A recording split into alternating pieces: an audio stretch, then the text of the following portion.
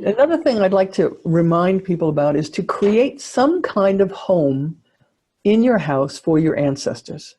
Again, this is something that is done all around the world except in Western culture. You can create a home on your altar, or you can do something elaborate. When I studied with the Ulchi grandfather, he was the last male shaman of the Ulchi people, Grandfather Misha. His people would create elaborate spirit houses. And you could decorate them however you want in your life, but some kind of container that is dedicated for them to have a place in your house. So you're honoring, when you do that, you are honoring the fact that they are alive. They are present in your life. You may want to put a little bit of food there in the morning, a little bowl of water, some little food, making that connection more and more real for yourself. For the Ulchi, they would have a special, they'd honor the spirits every day of their ancestors, but they'd also have a special day, I think it was the second full moon in February, if I'm right. And without my notes, that's the closest you're going to get. They would have a special day where the day before, they would cook and stay up all day, the whole day and into the night, where they would make the food for the celebration. And they'd be thinking about their ancestors and telling stories about the ones they remember and bringing them back to mind. And then they would have a great feast.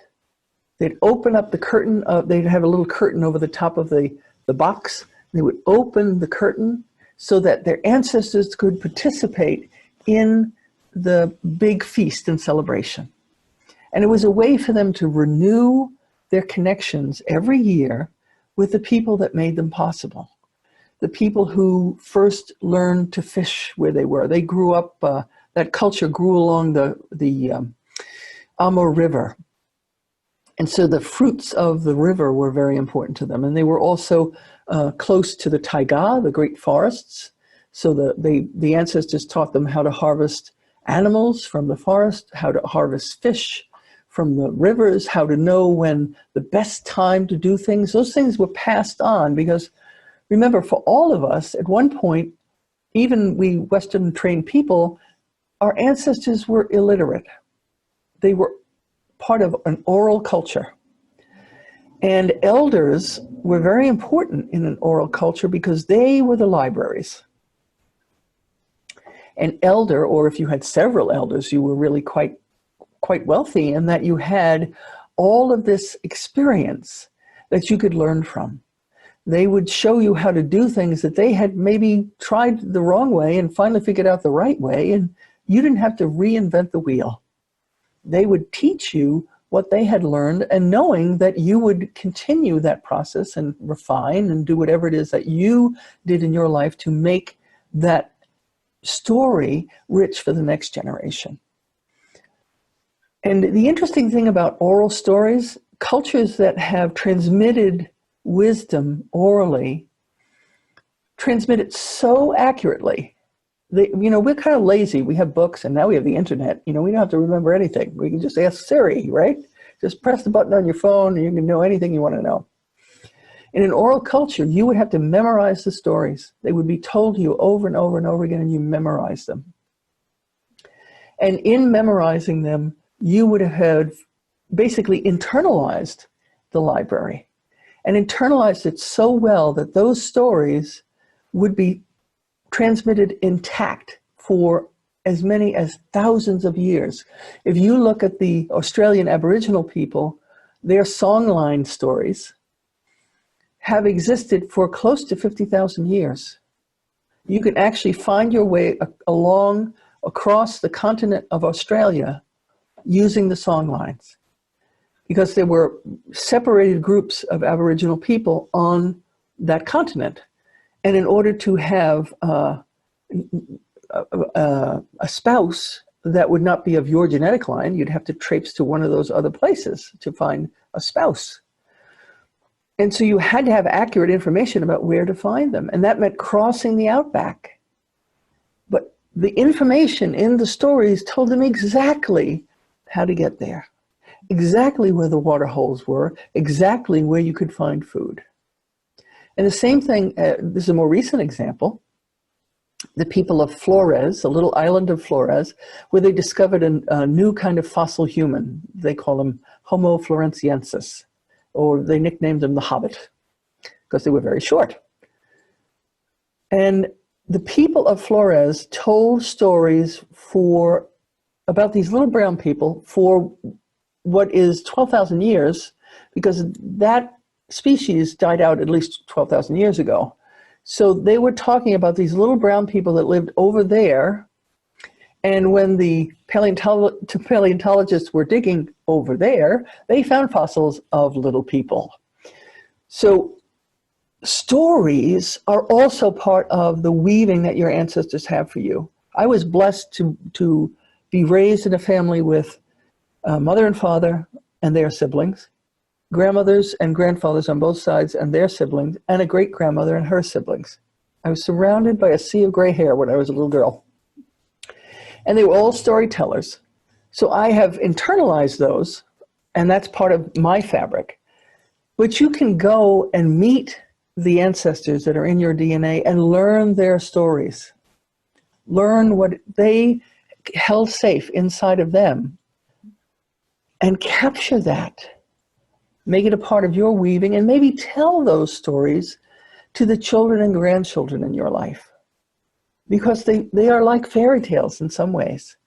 They are from a long time ago, when we lived very differently. And we thought of the earth very differently than we think of her now. We thought of the animals as our relatives, and we thought of the plants as our companions in the world. So finding a way to get those stories from your own ancestors. You know, we read storybooks about other people's cultures and those folk tales that have been preserved, and we learn about them. But imagine collecting inside of yourself the stories of your own ancestors, how they related to the land, what was important to them, how did they learn how to do things in the world. All of that is available to us. I mean, that's why I love the gift of shamanic journeying for myself, but also dreaming. Because if you hold an intent, those of you who don't know how to journey, if you hold an intent very strongly just before you go to sleep, relax yourself, turn off all of your things that buzz and beep and shine blue light into your eyes. Shut them all off a little bit before you go to bed so you can relax. And then go into a place of gratitude. You got your jammies on, or whatever, however you prepare for bed. You got your jammies on. Allow yourself to feel grateful for your day. And then have an intent that you want a message, a teaching message, a teaching story even, to come to you in your dreams from your ancestors. And keep that intention for a few nights and then see what happens. You may get a scrap at first, or you may get a little stream and it feels like this dream of a dream you've never had before. Write it down, because they want to speak to us. And sometimes we have to get our conscious mind out of the way to receive it. So whether you journey or you meditate or you use the power of your dreams, connect with them. Again, they love you utterly. They want to be your companions, and they will tell you the most marvelous stories. That was the gift of being around people who were several generations older than I was as a little girl, because they told me stories about New York before there were cars, when they had horses and buggies and all of these things that I had only read about in books. They lived. And to be able to have even much, much further back, you know, you probably have an herbalist in your line, because that's how people were able to survive. They needed herbal medicine. It wasn't just you went to the doctor somewhere. Everybody had a little bit of herbal knowledge. Everybody had a little bit of this and a little bit of that to survive. So all that you really want to know that's fundamental to life, not how to program your computer, because they won't know how to do that.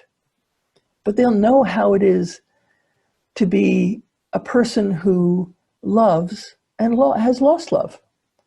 They know what it's like to be a person who struggles with some kind of ailment. They know what it's like to feel as though you want to give so much to your children and maybe you don't have the resources to do that. And how can you make up that deficit with pouring a little more love into the vessel instead of more stuff?